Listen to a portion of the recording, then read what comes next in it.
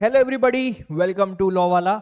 And आज जो मैं आपके लिए वीडियो लेकर आया हूं उसमें मैं स्पेसिफिकली डिकोड करूंगा स्लैट को, Symbiosis law aptitude test. And S का मतलब है सिम्बायोसिस, तो ऑब्वियसली इससे सिम्बायोसिस के जो भी कॉलेजेस होते हैं वो सब आप अवेल कर सकते हो। इस एग्जाम को आपको क्रैक करना पड़ेगा अगर आपको सिम्बायोसिस की ब्रांचेस में जाना है और स्पेसिफिकली लॉ की ब्रांचेस में जाना है। सिम्बायोसिस जो है वो कंप्यूटर बेस्ड टेस्ट होता है। स्लैट जो होता है कंप्यूटर बेस्ड होता है। इससे ये 4 कॉलेजेस आपको मिलते हैं टोटल, जो कि एक कॉलेज है पुणे में जो कि काफ़ी ज़्यादा वेल नोन है, सबसे ज़्यादा पुराना पुणे वाला है। फिर एक है हैदराबाद में, एक है नोएडा में, एक है नागपुर में। तो ये 3 कॉलेजेस जो हैं वो कंपैरेटिवली नए हैं।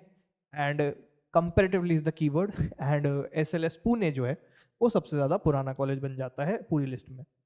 अब अगर मैं फॉर्म्स और रजिस्ट्रेशन की बात करूं तो जो स्लैट का फॉर्म है उसकी रजिस्ट्रेशन फीस होती है 1950 रुपए 1950, और ये ऑनलाइन भरा जाता है। अब अगर आपको एसएलएस पुणे चाहिए, एसएलएस पुणे में सबसे पहले तो एसएलएस पुणे 2 ब्रांचेस होती हैं, एक होता है बीए, एक होता है बीबीए। ठीक है, सब में ही होती है और सबकी सीट्स भी सेम ही है, बट मैं एसएलएस पुणे की स्पेसिफिकली इसलिए बता रहा हूँ क्योंकि पैसे लगते हैं।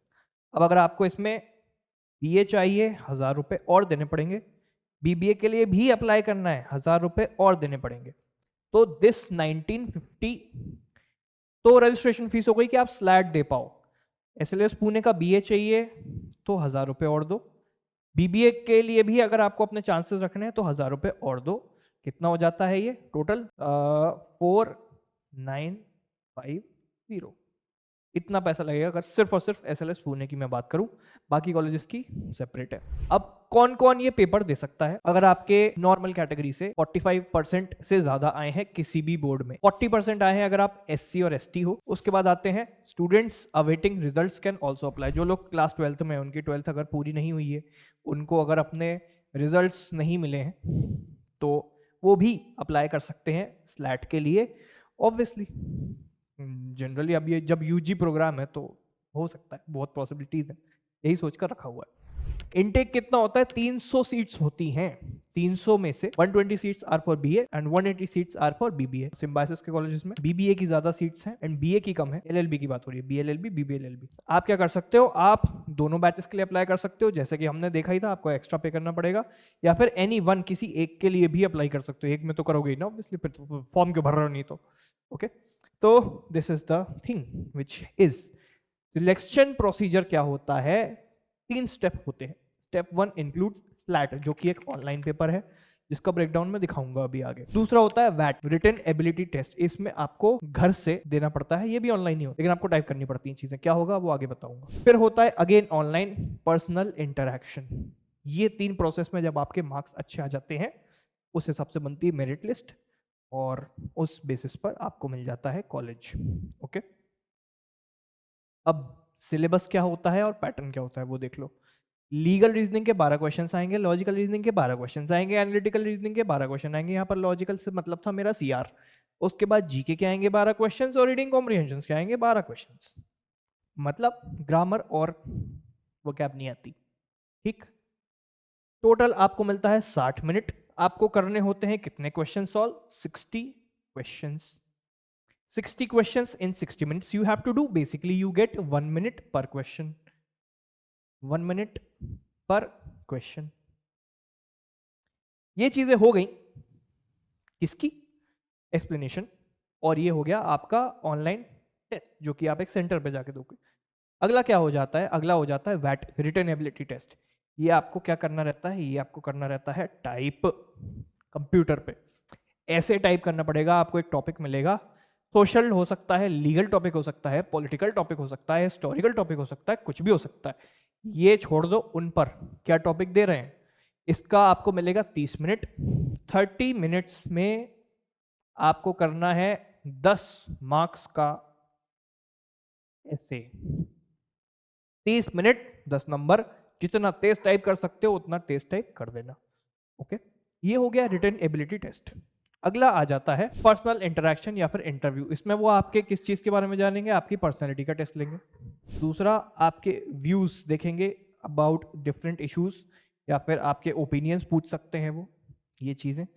ऑल्सो आपको बेसिक जनरल अवेयरनेस है या नहीं, जनरल अवेयरनेस वो देखेंगे। इसकी आप तैयारी कोई खास कर नहीं सकते, सिर्फ अगर आपको नहीं पता बेसिक इतना भी कि किस तरीके से मैं किसी को फेस करूंगा, करूंगी, इंटरव्यू में कैसे बैठूंगा, क्या बात करूंगा, उसके लिए आप जनरली किसी से कंसल्ट कर सकते हो, जो भी सीनियर हो, उस कॉलेज में वो पेपर दे के बैठ चुका हो, आप उससे कंसल्ट कर सकते हो।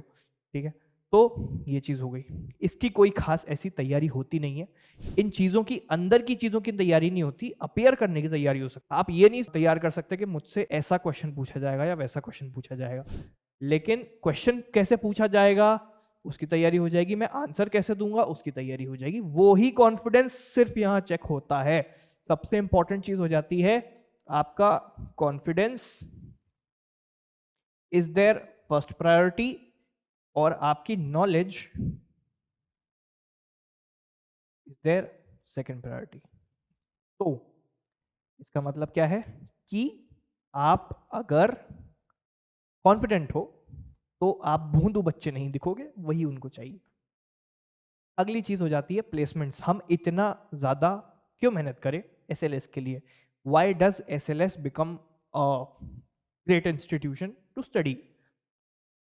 तो अगर आपको एनएलयू नहीं मिला है, ऑब्वियसली आप तभी एसएलएस जा रहे हो, या फिर आपको ऐसा कॉलेज मिला है एनएलयूज में भी जिसमें शायद जाना इतना ज़्यादा आपको वर्थ इट नहीं लग रहा है। तो जो ऑफिशियल डेटा है उसके हिसाब से जो एवरेज पैकेज बनता है कुछ सालों का एसएलएस पुणे का, वो बनता है 8.5 LPA। If you prove me wrong get a higher package, prove me wrong prove everyone wrong. होता है, बहुत बार होता है, कर सकते हो, बहुत पॉसिबल है। ठीक है, अगर कोई रिक्रूटर है, मान लो शार्दुल अमरचंद मंगलदास है, ये कंपनी है, इसके पास दो ऑप्शन है। यहाँ पर batch rank 1 of SLS Pune, जिसको सब कुछ आता है, सारी उसके पास कला है, सारे सीवीज हैं, सीवी में जितनी चीजें चाहिए वो सब है, प्लस इनका वो इंटर्नशिप भी कर चुका है, सब कुछ अच्छा हो चुका है, वर्सेस नंबर 100 एट एनएलएस। इन दो बच्चों में से प्रेफरेंस वो किसको देंगे? वो ऑब्वियसली इसको देंगे, क्योंकि प्रूवन स्किल्स, कॉलेज मैटर नहीं करता इन केसेस में। अगर ऐसा कंपटीशन चलता है, बैच रैंक में भी अगर सेम हो गए तो फिर ऑब्वियसली नहीं, एनएलएस वाले को ही प्रायोरिटी मिलेगी, एंड सीवी भी अच्छा है तो भी उसी को प्रायोरिटी मिलेगी।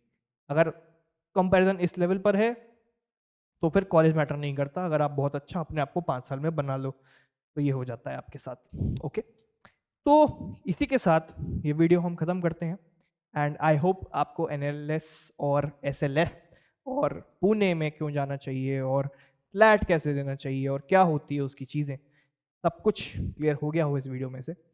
पसंद आए नीचे लिखो, डाउट है नीचे लिखो, मुझसे कुछ पूछना है कमेंट्स में लिखो। Everything is welcome. Thank you so much.